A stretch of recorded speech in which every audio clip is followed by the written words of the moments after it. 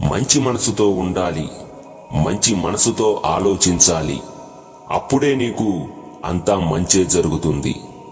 ఈ కాలంలో కొందరు మనుషులు ఎలా ఉన్నారంటే, నీ ముందు నీతులు వల్లిస్తారు, మళ్ళీ వారికి ఏమి తెలియనట్టు నీ వెనుక గోతులు తీస్తూ ఉంటారు.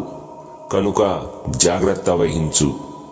మనశ్శాంతి ఇవ్వని సంపద, ఆరోగ్యం లేని ఆయుష్షు, అర్థం చేసుకోలేని బంధం, అక్కరకు రాని స్నేహం, ఇవి ఉన్నా ఒకటే లేకున్నా ఒకటే.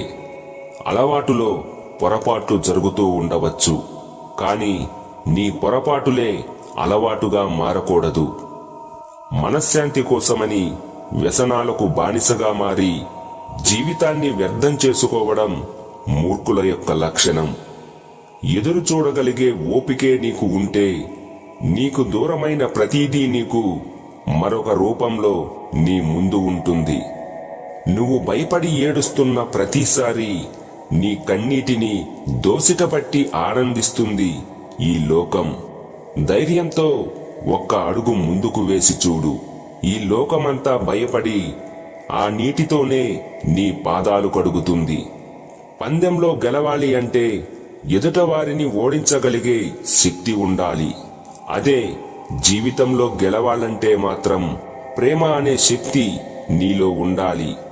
అదే నిన్ను గెలిపిస్తూ ఉంటుంది. ఏ పనైనా కష్టపడితేనే పూర్తి అవుతుంది.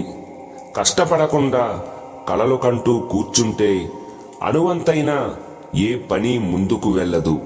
నీ భవిష్యత్తుకు బాధ్యుడివి నువ్వే. నీకు కావలసిన బలం, శక్తి అన్నీ నీలోనే ఉన్నాయి. గుర్తుంచుకో. గొప్ప అవకాశాలు వస్తే ఏమీ చేతగాని వారు కూడా ఏదో ఒక గొప్పను సాధించవచ్చు.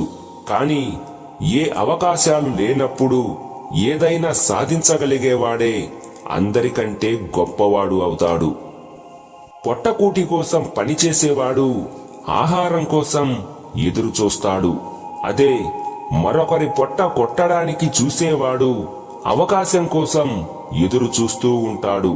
కనుక జాగ్రత్త వహించు. ఏ బంధమైనా పోగొట్టుకోవడానికి ఒక్క నిమిషం చాలు, కానీ మరలా తిరిగి సంపాదించుకోవడానికి నీ యొక్క జీవితకాలం సరిపోదు. నీ బ్రతుకు తెరువు కోసం నువ్వు ఎన్ని విన్యాసాలైనా చేయి, కానీ ఎదుటవారి బ్రతుకు తెరువును నాశనం చేయడానికి మాత్రం నువ్వు ఎన్నడూ కారణం కాకూడదు.